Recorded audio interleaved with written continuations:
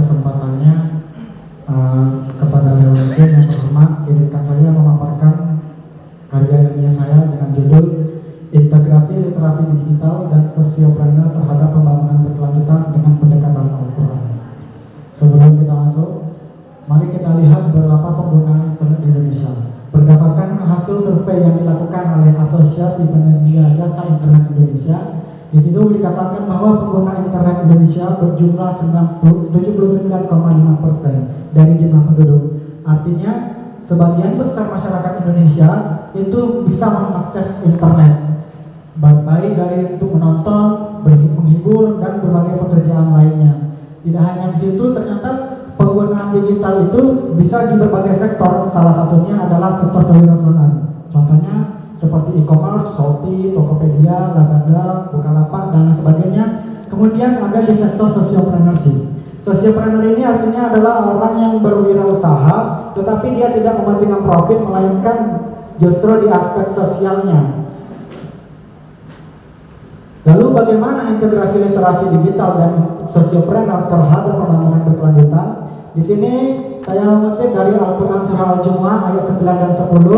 Bismillahirrahmanirrahim. Ya ayyuhallazina amanu idza nudiya lis-salati min yaumil jumu'ah fas'au ila dzikrillahi wa dzarul bai' dzalikum khairul lakum in kuntum ta'lamun. Fa idza qudiyatis salatu fantasiru fil ardi wabtaghu min fadlillahi wazkurullaha katsiran la'allakum tuflihun. Wahai orang-orang yang beriman, apabila telah disuruh Allah untuk melaksanakan salat pada hari Jumat, maka segeralah kamu mengingat Allah dan tinggalkanlah jual beli. Yang demikian itu lebih baik bagimu jika kamu mengetahui. Apabila salat telah dilaksanakan, maka bertebaranlah kamu di bumi. Carilah karunia Allah dan ingatlah Allah banyak-banyak agar kamu beruntung. Di sini ada kata fantasiru, yaitu bertebaranlah kamu di muka bumi Allah. Artinya kita di sini diperintahkan oleh Allah untuk mencari rezeki. Lalu carilah karunia Allah. Bagaimana cara kita mencari karunia Allah? Kita bentuk dalam literasi, dalam digital itu merupakan salah satu karunia Allah. Digital itu adalah salah satu sarana untuk mencari rezeki Allah. Maka di sini untuk pada judul ini, maka sini saya akan mengambil judul, saya akan mengambil surah Al-Jumu'ah ayat 9 sampai 10. Lalu kembali ke pertanyaan sebelumnya, bagaimana integrasi literasi dan sosiopreneur terhadap pembangunan berkelanjutan dengan pendekatan Al-Quran? Yang pertama yaitu membangun infrastruktur digital. Bagaimana kita membangun literasi digital kalau tidak ada infrastrukturnya? Maka yang pertama kita lakukan adalah membangun infrastruktur digital. Kemudian yang kedua, penggunaan fintech, financial technology. Nah, financial technology ini kita ketahui bahwa perkembangan teknologi tadi berkembang dengan pesat. Salah satunya adalah di sektor ekonomi. Maka financial technology ini sangat berperan penting, seperti mobile banking, kemudian lazismu dan lain sebagainya. Nah, kemudian langsung masuk kesimpulan dari penyampaian saya ini adalah yang pertama, bahwa literasi digital itu sebagai bagian yang penting. Semua aspek kehidupan, mobilitas dan aktivitas kita pasti disertai dengan kegiatan dari digital. Kemudian yang kedua adalah pelaku sosiopreneur memanfaatkan teknologi. Sosiopreneur itu harus memanfaatkan teknologi, apalagi di era saat ini. Kemudian yang ketiga, Al-Quran tidak melarang sosiopreneur, melainkan Al-Quran mendorong masyarakat umat untuk melakukan sosiopreneur, seperti yang dikatakan dalam Al-Quran surah Al-Jumu'ah ayat 9 sampai 10 tadi. Yang keempat yaitu meminimalisir kejahatan. Dengan kita meningkatkan literasi digital kita, maka kita bisa meminimalisir kejahatan di dunia digital seperti hoax, kemudian penipuan, pencurian uang digital dan lain sebagainya. Terima kasih atas penyampaian. Terima kasih. Saya kembalikan kepada Beliau Jadi. Baik, apa yang kau maksud dengan sosiopreneur? Bisa menjawab apa? Sosiopreneur itu yaitu adalah orang yang dia berwirausaha tetapi tidak sekedar mencari sebuah profit keuntungan, tidak bisnis, bukan ke bisnis tapi kegiatan sosialnya lah ya. Lalu apa hubungannya dengan ayat Al-Quran dalam surat Al-Jumu'ah tadi itu? Itu wazarul baik di situ, jual beli.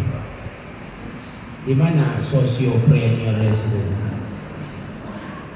Dari kan, bisa menjawab apa?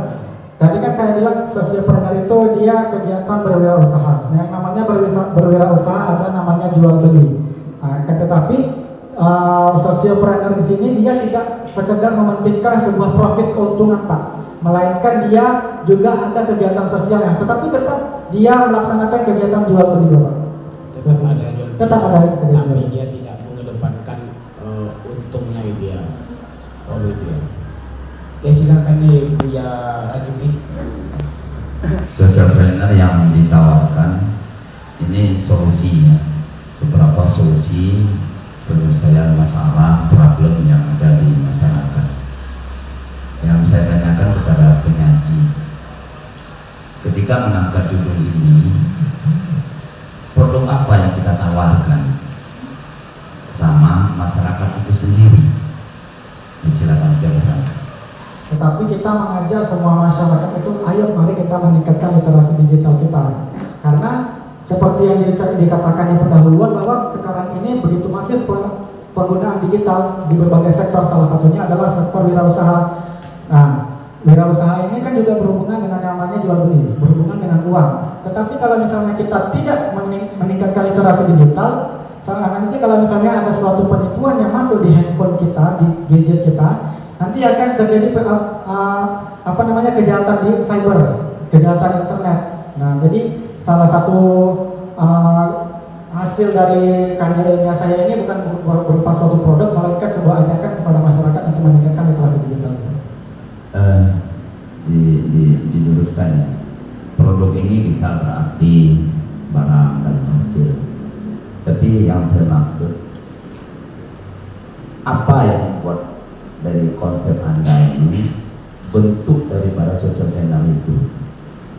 Jadi kalau hanya menghimbau, ini tidak perlu. Dari dulu kita juga sudah menghimbau.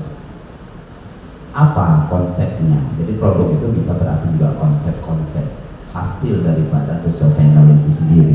Kalau hanya slogan saja, tidak ada bentuk, tidak ada hasil, tidak ada cara, tidak ada apa, ini hanya lip service saja. Kalau menghimbau di masjid juga orang menghimbau.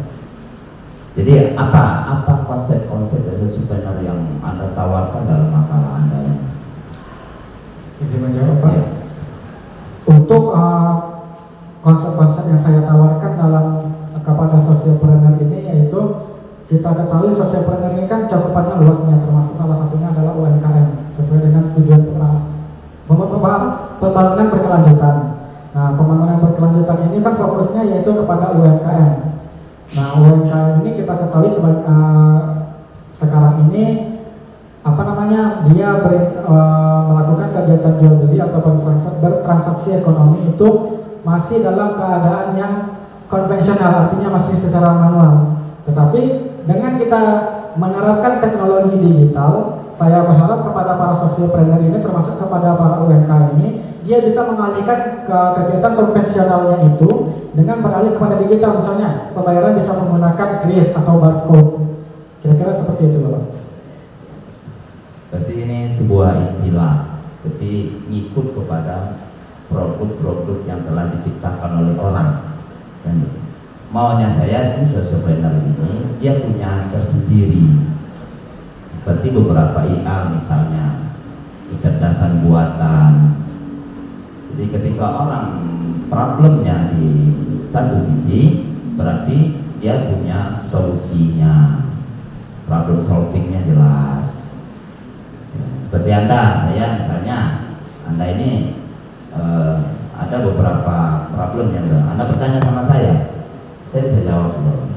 Jadi digital di sana berarti konsepnya itu harus menyeluruh social planning ini, baik segi ekonomi, sosial, budaya, bahkan kepada admin sendiri.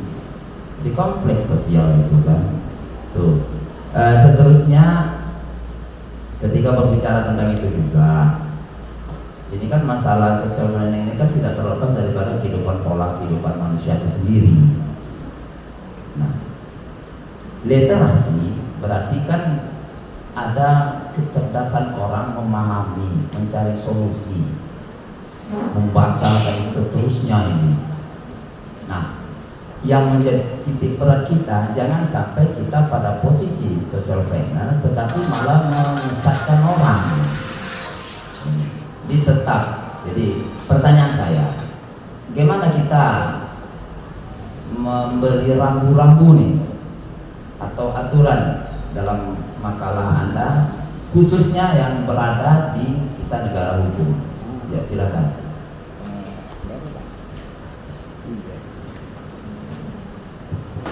Bisa menjawab, Pak. Cara-cara kita untuk memberitahu kepada orang-orang terkait hal itu, yang pertama untuk meningkatkan literasi digital sendiri, itu kita bisa dengan mengingatkan orang-orang untuk ketika bersosial media itu bisa melihat konten-konten hal-hal yang sifatnya itu adalah mendidik, Pak.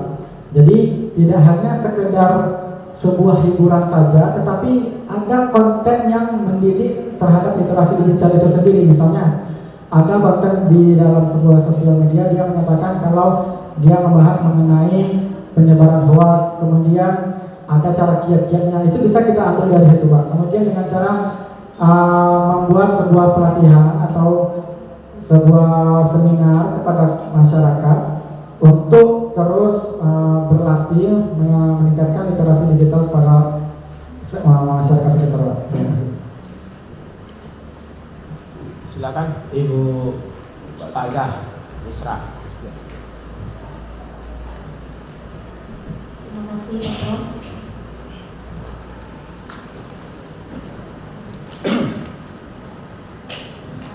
Tadi kan pemakalah mengatakan bahwa di sini sosiopreneur ini lebih ke berwirausaha. Saya mau bercerita sedikit sebelum saya bertanya. Punya usaha pembibitan ikan gurami. Usaha pembibitan ikan gurami saya ini tidak saya promosikan lewat online, tetapi hanya datang ke, seperti sekarang kan di desa-desa itu kan ada namanya program ketahanan pangan desa. Nah, saya datang ke desa-desa menawarkan produk saya. Nah, apakah usaha saya itu bisa dilakukan, bisa dikatakan sebagai sosiopreneur? Kalau bisa menjawab, Ibu? Iya. Gini, Bu, konsep sosiopreneur itu artinya ketika seseorang sedang melakukan berwirausaha, dia memberikan dampak kepada masyarakat di sekitarnya. Kalau misalnya tadi seperti yang Ibu contohkan tadi, Ibu sedang berjualan ikan, kemudian Ibu tawarkan ke desa-desa seperti itu artinya Ibu hanya menjual produk Ibu, tidak ada dampak sosialnya terhadap masyarakat sekitar. Jadi itu bukan dikatakan sebagai sosiopreneur, melainkan Ibu adalah seorang entrepreneur gitu. Tapi ketika saya mau mempacking ikannya, kan banyak sekali pesanan mereka 20.000 ekor satu desa. Saya kan memanfaatkan tenaga-tenaga adik-adik yang ada di sekitar lingkungan rumah saya. Berarti tetap tidak bisa dikatakan itu sosiopreneur. Itu bisa dikatakan sosiopreneur jika Ibu bisa melatih masyarakat di sekitarnya untuk berjualan juga, atau mereka bisa Ibu latih seperti melakukan transaksi seperti itu juga. Tetapi kalau misalnya itu hanya sekedar karyawan Ibu mencari keuntungan di kegiatan itu bisa dikatakan bukan dikatakan sosiopreneur, melainkan Ibu adalah seorang entrepreneur. Ibu meng-hire orang-orang supaya bisa bekerja sama dengan Ibu. Tetapi apakah dia memberikan dampak? Mungkin bisa sebagai kecil memberikan dampak, tetapi tidak begitu masif. Maksudnya tidak berdampak secara menyeluruh. Mungkin dari segi skillnya mungkin tidak dapat, kemudian keuntungannya mungkin kan hanya fokusnya ke ibunya saja, satu profitnya, bukannya ke masyarakat sekitar. Jadi apa hubungannya dengan literasi digital ini? Kemudian korelasinya terhadap pembangunan berkelanjutan.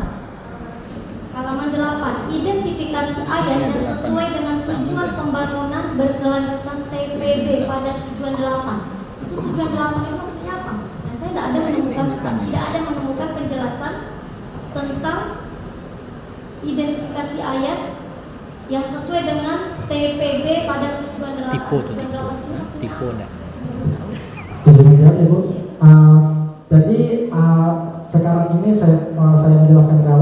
Jadi tujuan pembangunan berkelanjutan ini adalah suatu program yang dikenal masyarakat global itu dengan sebutan SDGs, Sustainable Development Goals, atau jika diartikan ke dalam bahasa Indonesia yaitu tujuan pembangunan berkelanjutan. Nah, di tujuan pembangunan berkelanjutan itu ada 17 poin, Bu. Salah satunya ada di poin 8 yaitu pekerjaan layak dan pertumbuhan ekonomi. Nah, di situ makanya saya sebutkan di halaman 8 bahwa untuk identifikasi ayat sesuai dengan tujuan pembangunan berkelanjutan pada tujuan 8, maka konsep dari sosiopreneur ini masuk kepada tujuan 8 tadi, Bu, yaitu pertumbuhan ekonomi. Kira-kira seperti itu.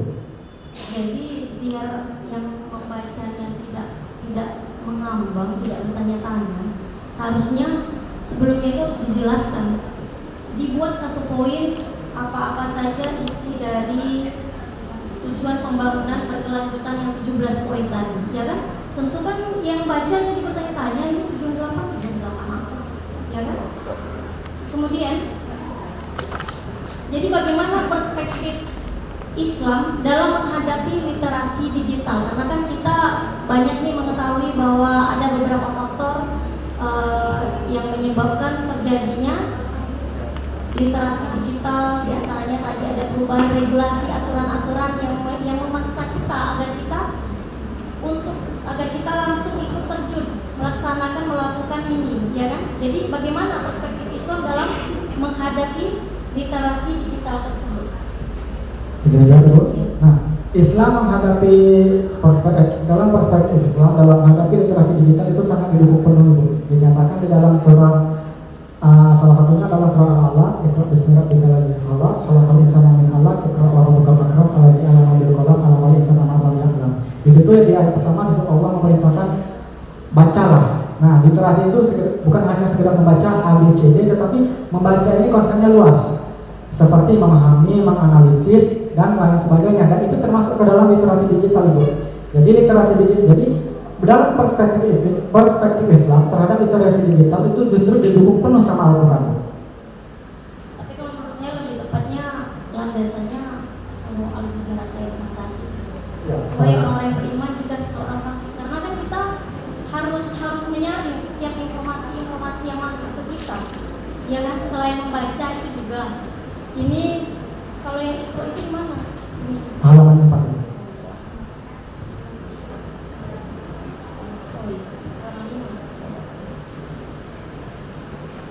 Jadi kan banyak penyebaran informasi itu tidak terverifikasi dengan benar kan. Termasuk ketika saya tadi membaca makalah saudara, saya tidak mendapatkan informasi itu dengan baik dan benar karena ngambang dia isinya. Jadi nanti ini saya rasa kalau memang maju ke tingkat selanjutnya perlu diperbaiki, dan ini judulnya juga sangat menarik.